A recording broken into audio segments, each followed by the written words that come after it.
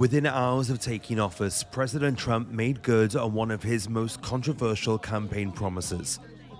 They're marching eastbound in this 400 block of kind of independents actually on the mall towards the United States Capitol. Almost 1,600 people who unleashed a riot on the home of American democracy were granted clemency by the very man his opponents say urged them to do so. I love you, Trump. Thank you. You're the best. Mother of 8, Rachel Powell, was among those who broke into the Capitol building 4 years ago. On Tuesday, she was released from DC's jail 1 year into a 5-year sentence. She knew her pardon would come when Trump won November's election, but thought she'd be released the day he took office. Well, we already knew they were going to happen because Trump said he was going to help us, but it was a relief and a joy.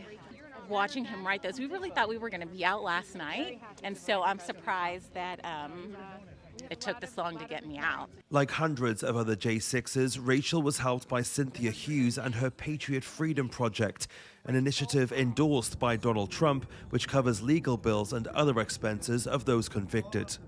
I knew where President Trump stood. He knew what was going on was an injustice, and it needed to be righted because it was very wrong. Sharon Thomas was at the Capitol on that day, but says she didn't witness any wrongdoing. Her connection to January 6 has been forged by attending the almost nightly vigils held outside this jail. It's a very bittersweet moment. We're just so happy and joyous that this is finally going to come to an end.